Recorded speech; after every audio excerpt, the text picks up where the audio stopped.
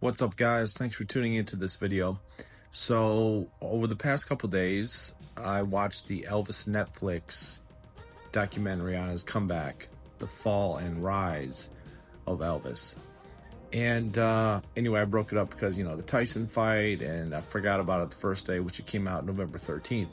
So anyway, when I came into this, I was expecting probably nothing new and just a rehash of the same stuff we've always known about. Well, that was partly true. They did show a lot of new home video footage, which was pleasant. They showed him 1960, his welcome home footage, not the Frank Sinatra, but actually walking around Graceland. They showed some cool stuff of him on the road, meaning literally traveling, when he would be doing his movies. But one of the nicest things about this special is who they had narrating it and who they had, commenting. So they had Billy Corgan, and I always liked him from back in the day with Smashing Pumpkins, but I liked him a little more because I didn't know that, he was close to Lisa. He was at Lisa's memorial, which I was there to see. I really like him. I respect him as an artist. He is an Elvis fan. He has some really cool things to say about Elvis. So even though it was the same thing that us Elvis fans who've been around a while have always seen, they really did a good job getting you emotionally involved in this documentary. Like when you watch the Elvis movie, the one from 2022 with Austin Butler and Tom Hanks, one of the complaints I had with that movie, I love the movie, but one of the complaints was they didn't really do a good job showing how bad the movie years were for Elvis and the struggles that he had in the mid to late 60s in Hollywood.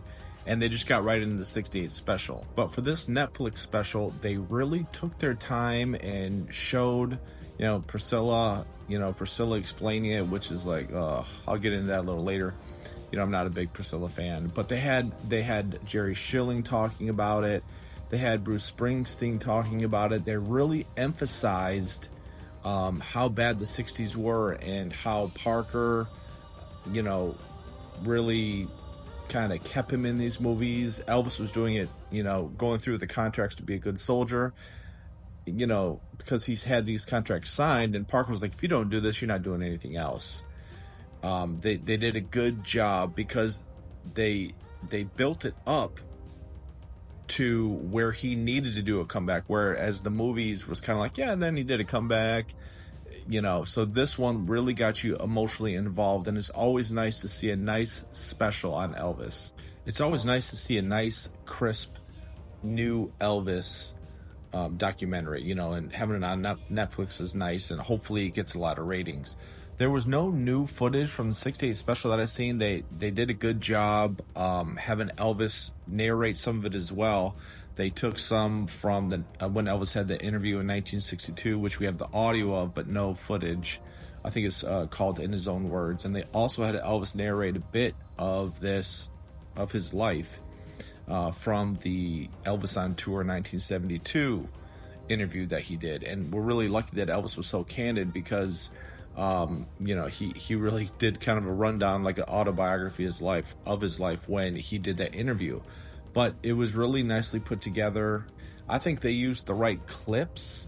They showed a few of the performances that I really liked that showed his charisma and the rawness that he had. For example, they highlighted Elvis playing Trying to Get to You. They did the sit-down intro to Blue Suede Shoes from the first sit-down show, which I've always liked. They did where Elvis started dancing to the Blue Suede Shoes, where the band goes crazy.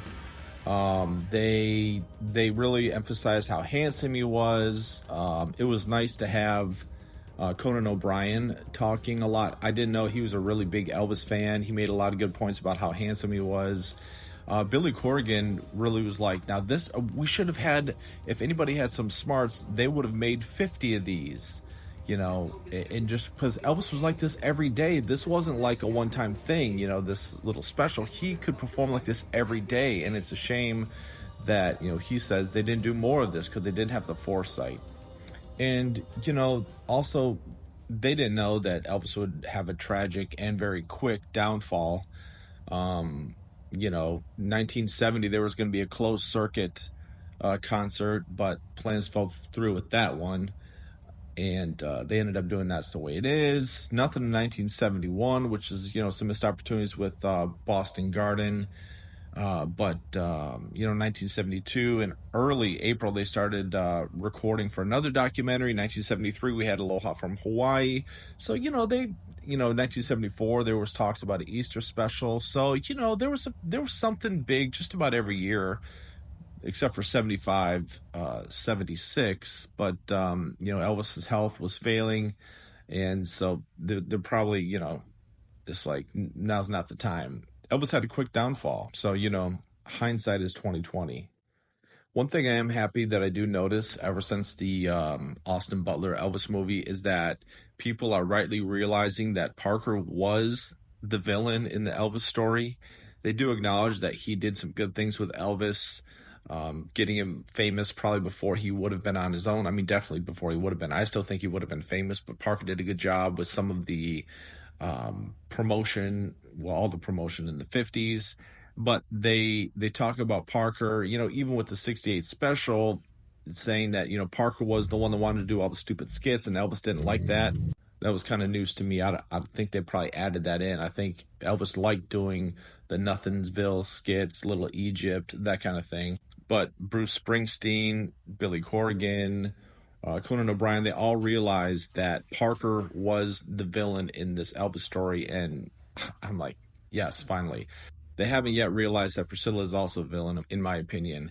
So the only thing I didn't really care for in this special is that Priscilla Presley once again is talking, and yeah, it's good.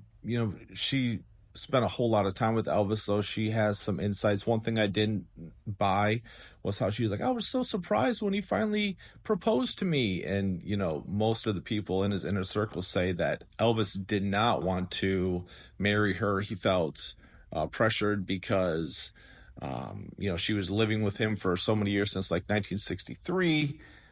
She wasn't even 18. And then by the time she got to 21, she got pressure, or Elvis got pressure from Priscilla's dad saying, hey, you better. Now, this is inside information from the mafia people. It's not necessarily big news, but if you listen to the mafia people read Child Bride, Parker was putting pressure on him. Her dad was putting pressure on him. Even Elvis's maid said that she found Elvis crying before the wedding, and she was like, what are you crying about? And he's like, well, I have to marry Priscilla. So the whole marriage looked like Elvis was pushed into it, and then Priscilla's like, and, he just, I was just surprised, and, we got married, and I was so happy, like, you were pushing him for this, I think. And also, one thing I didn't buy with her story was that, she was talking about when she first met Elvis, because they even talk about, they talk about the early life of Elvis. They really do a good job explaining everything leading up to this comeback.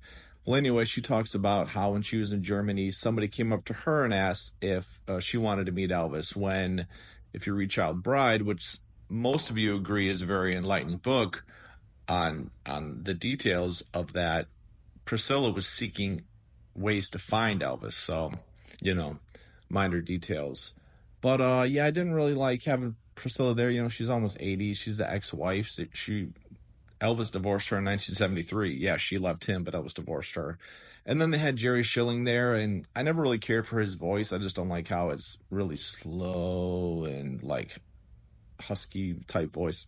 Just not my cup of tea out of, all the people. But we're running out of people, and they don't let Billy Smith talk, which is disappointing. So, I guess we get who we get, but that's why they have to rely on other people who are Elvis fans like Billy Corgan. They were even talking, I forgot the name of this one guy, but they were saying how he and Bob Dylan were interested in this 68 comeback, and they just like decided to sit and watch. So a lot of pros, hardly any cons. And it's definitely, I recommend it to the fans who are familiar with Elvis's life. It's nothing new, but it is nice to see a very well put together documentary, something current. And to the newer fans, this is definitely something that you will enjoy. Also, I don't know how they missed this with the final edit, but during the credits or just before the credits at the end, they said like Elvis performed like 311 or 370 some more shows from 69 to 77, but it was like 1100. So I don't know how they missed that, but people make mistakes. So overall, I give this a 4.5 out of 5. That would have been nice if we could see some more footage. Obviously, the 2004 deluxe edition, there isn't really any more footage left, but because 2004, I think they just released everything, all the outtakes, everything. So at least they threw in some. I mean, there was like footage from Elvis 1956, signing autographs, getting into a limo. Um, you know, it was pretty neat. They did add a lot of private footage, which was pretty cool. Overall, like I said, 4.5 out of 5, and definitely good. So thanks for watching this one. Hit the like button, subscribe if you haven't already. I want to try to get to 100,000 subs, and help me do it. Talk to me in the comments.